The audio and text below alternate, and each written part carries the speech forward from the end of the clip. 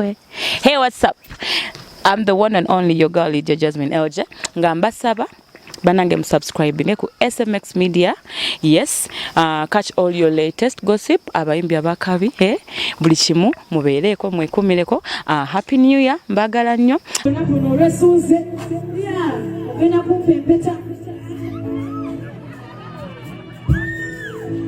Aya bas. Empeta yange eliwa.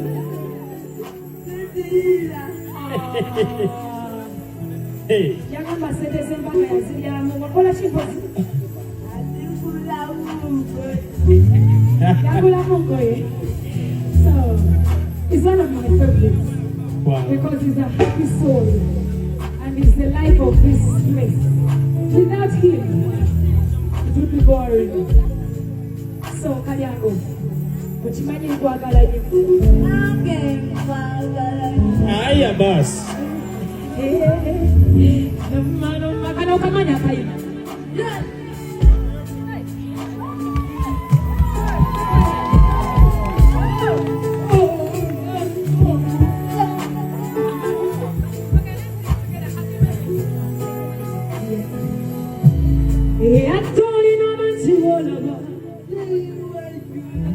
Akatambyako ngenda kakuzanyira okuba gye katandikira paka gye kaggweera osobola otegeera ezimu ku nsonga lwaki nze ng'omuntu SMX njagala nnyo Spice Diana. Spice Diana mwagala not only for her music, however ne music we mwagala naye ate olw'ebyo ebigenderako after music. Omanyi abayimbi banene tubaagala olw'ensonga babeera ku ma TV gaffe ne babeera ku masimu gaffe ne babeera ku bintu bwe tumulabira kye kimufuula popular mu maaso gaffe ne kimufuula celebrity.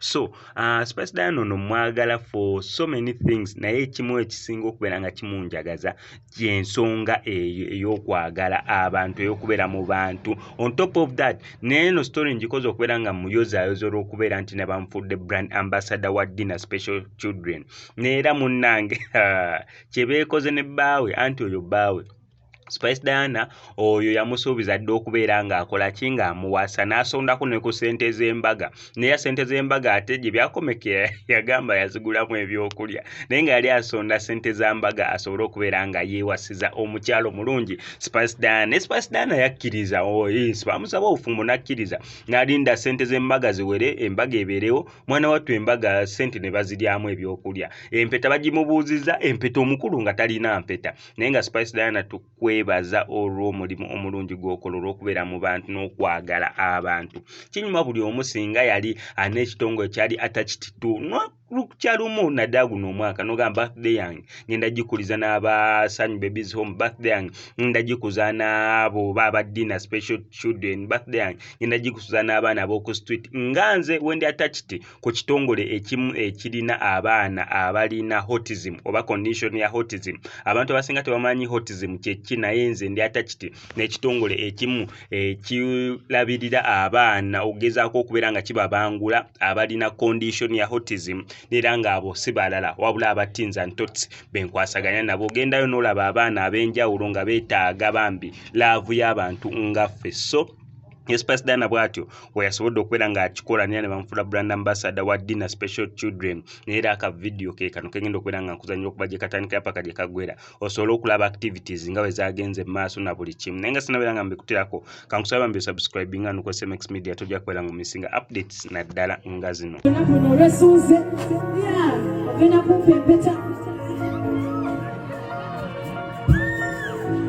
Aya bas. Empeta yange eliwa.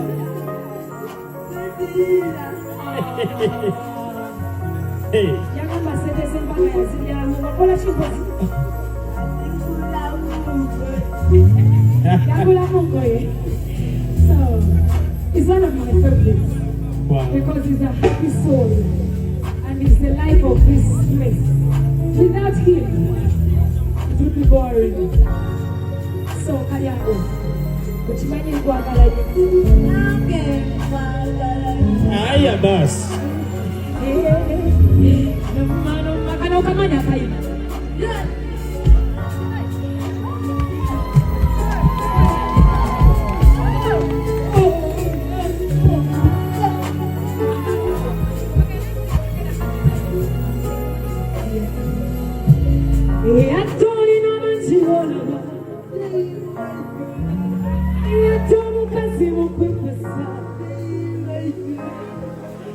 Tolina bakuronera kalya. Era bugambe bumanye.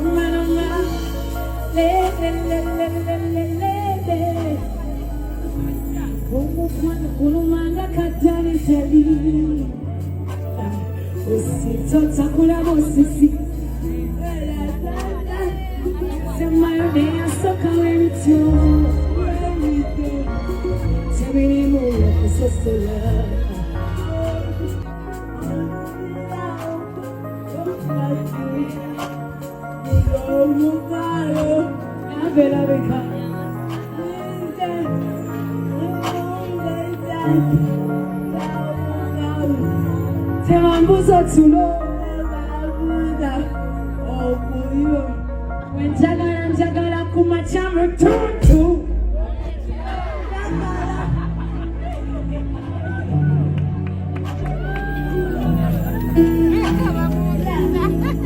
Yatorina machimonga meyo Yatobo kazebo kwepaseyo Yatorina mamura miro Tewanyenda kona